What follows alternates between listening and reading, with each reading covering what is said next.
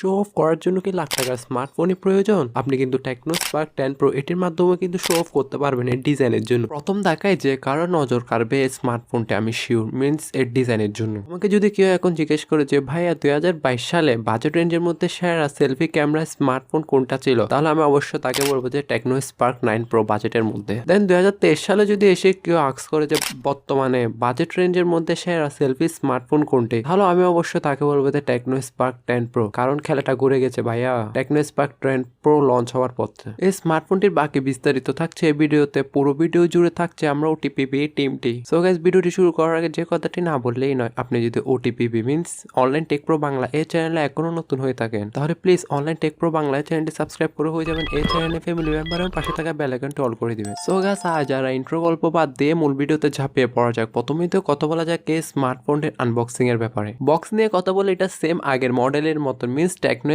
Spark 9 pro এর মতনই same box same contents এখানে থাকছে। এর বক্স কন্টেন্ট হিসেবে যা যা থাকছে একটি সিম ইজেক্টর পিন, একটি ইয়ারফোন, একটি 18 ওয়াটের চার্জার এবং একটি ডাটা কেবল। পার্থক্য পাবেন যে কেসটি, এখানে কিন্তু একটা হার্ড টিপিইউ কেস দেওয়া হয়েছে। এই ছিল আনবক্সিং, তেমন বিশেষ কিছু নেই। এবার কথা বলা যাক এই স্মার্টফোনটির ডিজাইন এবং বিল্ড কোয়ালিটি নিয়ে। এর ব্যাকের লুকটা কিন্তু অনেকটাই শাইনিং প্লাস ফ্রস্টেড দিয়ে তৈরি, তবে এর পিছনে চকচক অংশটি কেটে ফেলা হয়েছে। যেখানে আপনার ক্যামেরা মডিউলগুলো বসানো হয়েছে মিন্স সেখানে কিন্তু চকচক অংশটা দেওয়া হয়েছে জাস্ট। স্মার্টফোনটির ব্যাকে টপ লেফটে থাকছে dual camera setup with LED flash. এর ব্যাকের ক্যামেরা সেন্সর দুইটা কিন্তু আলাদাভাবে রিং এর মাধ্যমে বসানো হয়েছে, অনেকটা আইফোনের মতো। প্লাস এর ফ্ল্যাশ লাইটটিও।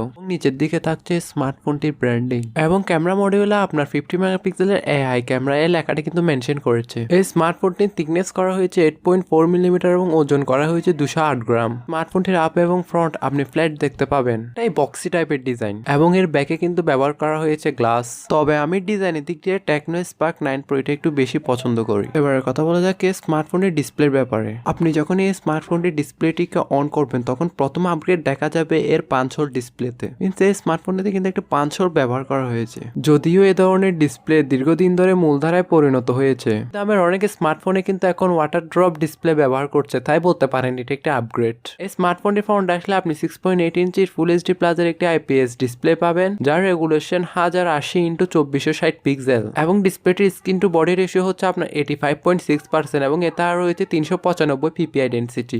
নিয়ে বললে স্মার্টফোনটিতে চিপসেট হিসেবে ব্যবহার করা হয়েছে মিডিয়াটেক হেলিও G88, যেটা 12 ন্যানোমিটার আর্কিটেকচারের উপর তৈরি করা একটি অক্টা কোর প্রসেসর এবং গ্রাফিক্স কার্ড হিসেবে থাকছে মালি G52 MC2।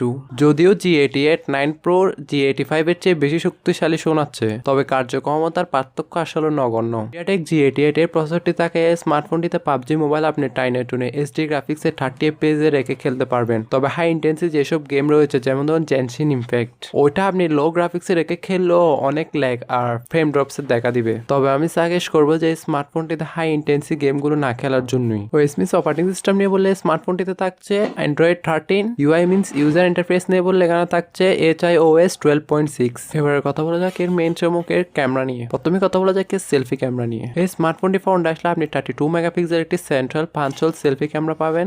বলতে পারেন যে সেলফি ক্যামেরাতে অনেক বড় একটা আপগ্রেড আনা হয়েছে। আগের যে টেকনো স্পার্ক 9 প্রো ছিল ওখানে কিন্তু এত ভালো একটি সেলফি ক্যামেরা প্রোভাইড করা হয়নি, তাই বলতে পারেন যে টেকনো স্পার্ক 10 প্রো এর সেলফি ক্যামেরা এখনো শক্তিশালী। দিনের বেলায় সেলফিগুলো অনেক বাজেট ফোনের তুলনায় অনেক ভালো পাওয়া গেছে, যা মধ্যম এবং উচ্চ সম্পন্ন স্মার্টফোনের কাছাকাছি। এবং ভিডিও মোড চালু করলে আপনার মুখের সমস্ত দাগও কিন্তু দূর করে ফেলবে এবং এর ফ্রন্টে একটি ফ্ল্যাশ লাইট থাকায় যা কম আলোতে সেলফি তোলার জন্য যথেষ্ট আলো প্রদান করে।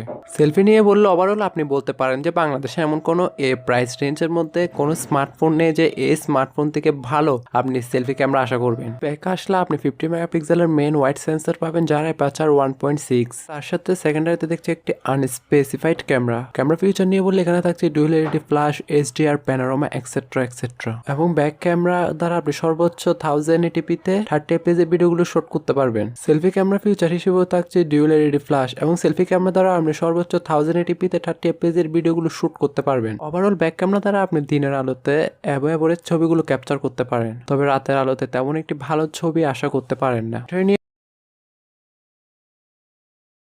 না। ব্যাটারি নিয়ে বললে স্মার্টফোনটিকে ব্যাকআপ করার জন্য থাকছে 5000 mAh এর ম্যাসিভ একটি ব্যাটারি। সিকিউরিটি নিয়ে বললে স্মার্টফোনটিতে রয়েছে সাইড মাউন্টেড ফিঙ্গারপ্রিন্ট সেন্সর, যেটা মোটামুটি ফাস্ট এবং অ্যাকুরেট বলে জানা গিয়েছে। সেন্সর নিয়ে বললে এখানে থাকছে এক্সক্লোমেটরি, কম্পাস, প্রক্সিমেটরি এক্সেট্রা এক্সেট্রা, এবং এটি দুটি কালারে বাজারে অ্যাভেলেবেল পাবেন, স্টেরিও ব্ল্যাক এবং পিআরএল হোয়াইট।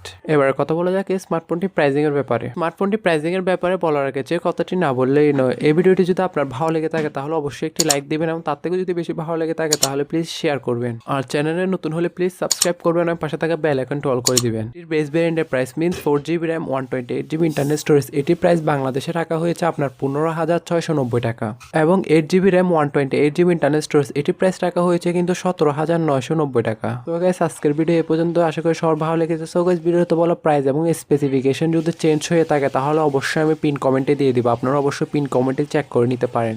সো গাইস আজকে ভিডিও এ পর্যন্ত, আশা করি সবার ভালো লেগেছে। সো গাইস সবাই ভালো থাকবেন, সুস্থ থাকবেন, টেক কেয়ার, আল্লাহ হাফেজ, আসসালামু আলাইকুম।